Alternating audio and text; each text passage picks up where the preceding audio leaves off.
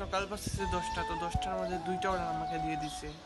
ঘুমিয়েছিলাম আর কি, দেখেন 2টা অর্ডার, আরেকটা অর্ডার, 2টা অর্ডার দিয়ে দিচ্ছে। তো কথা না বলে যাওয়া যাক, আজকের ব্লগ শুরু করা যাক। আসসালামু আলাইকুম এভরিওয়ান, সকলের কি অবস্থা, কেমন আছেন? Welcome to my another blogging. তো গাইজ, নতুন ব্লগে আপনাদেরকে একটি স্বাগত। গড়িতে প্রায় 10টা কাছাকাছি বাজতেছে আর আমিও ফুড ডেলিভারি কাজে নেমে পড়লাম। বর্তমানে আমি রাস্তায় আছি, ঠিক সামনেই পানসি রেস্টুরেন্ট, এন্ড পানসি রেস্টুরেন্টে ফাইনালি চলে আসলাম।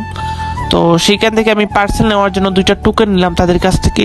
তো এই 2টা চিকেন দিলে তারা খাবার দিয়ে দিবে। তো 2টা কাস্টমার আর কি অর্ডার দিছিল, যার জন্য 2টা চিকেন বিরিয়ানি আর আরেকজনের জন্য একটা চিকেন বিরিয়ানি প্লাস 3টা সব মিলিয়ে। তো ওইগুলো বেগে ভরে নিলাম। তো যাওয়া যাক কাস্টমার সেই লোকেশনে। আর আজকে খুব বেশি ঠান্ডা পড়ছে, যার জন্য মানে আমার খুব ঠান্ডা লাগতেছিল, জ্যাকেট পরে আসে নাই। হয়তো অনেকেই বলতে পারেন যে ক্যামেরা কোয়ালিটি কেমন হইতাছে, বাট ক্যামেরা কোয়ালিটি আর কি মোটামুটি, মানে আমি যাই পারি তাই দিতেছি। সবাই একটু মানে কষ্ট করে ম্যানেজ করে নিয়েন। তো আজকে ভিডিও প্রায় 3-4 মিনিটে হতে পারে, কার জন্য আমি আপনাদের কাছে দুঃখিত প্রকাশ করছি, কারণ 2টা অর্ডার ছিল, যার জন্য আজকে আপনাদেরকে ভিডিওর মাধ্যমে আমি তুলে ধরবো। তো আপনাদের সাথে কথা বলতে বলতে আমি চলে এসেছি নয়াপাড়া, যে কাস্টমার যে লোকেশন দিছিল আর কি, লোকেশন ঠিক একটু আগে চলে এসেছি। ওনার বাসা মনে হচ্ছে যে আর একটু ভিতরে হতে পারে, কারণ আমি বাসা খুঁজতেছিলাম, পাইতেছিলাম না। তো আর একটু সামনে দেখা যাক গিয়ে। এই জায়গাটিতে মানে আমার সকালবেলা অনেক বোর করে, কারণ একটা গাড়ি ঘোড়া নাই আর একটা মানুষও বলতে গেলে নাই। আমি কাস্টমারকে একটু আগে কল করে দিয়েছি যে আমি আপনার বাসার একটু নিচে আসছি, আপনি চলে আসেন। তো উনিও একটু বলতেছেন যে আসতেছেন, লেট হবে, যার জন্য আমি আস্তে আস্তে যাচ্ছিলাম। দেন কাস্টমারের বাসার ঠিক নিচে আমি একটু দাঁড়ানোর পর উনি অর্ডারটা নিয়ে, আর চিকেন বিরিয়ানিটা ছিল মাত্র 100 টাকা। উনি ডিসকাউন্ট অথবা বাউচার মেরে 100 টাকা বানিয়ে দিচ্ছেন। প্রথম কাস্টমারকে অর্ডার দেওয়ার পর এখন আমি চলে যাব দ্বিতীয় কাস্টমারের উদ্দেশ্যে। ওনার বাসা হচ্ছে আরামবাগের 5 নাম্বার রোডের দিকে। দেন আমার অনেক একটু লেট হতে পারে। এই রাস্তাগুলো একটু সুন্দর সুন্দর দেখাচ্ছে, কারণ সকালবেলা তো গাড়িগুলো নাই, যার জন্য একটু সুন্দর সুন্দর দেখাচ্ছে। আমার যে ক্যামেরা ওইটা আর কি হাত থেকে একটু লড়তাছে, যার জন্য আমি আপনাদের কাছে দুঃখিত প্রকাশ করছি।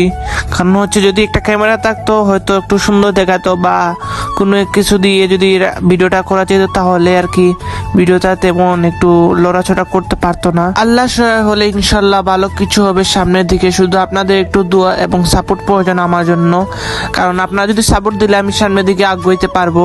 আর ফার্স্টেই আমার একটা সমস্যা, সেটা হচ্ছে পাবলিক প্লেসে ভিডিও করা মানে আমার জন্য একটু কেমন জানি লাগে, মানুষ তাকাইয়ে থাকে, যার জন্য ভিডিও তেমন আমি আপলোড দিই না পেজে। মাঝে মধ্যে যদি পারি তাইলে ভিডিও এডিট করে তখন আপলোড দিই।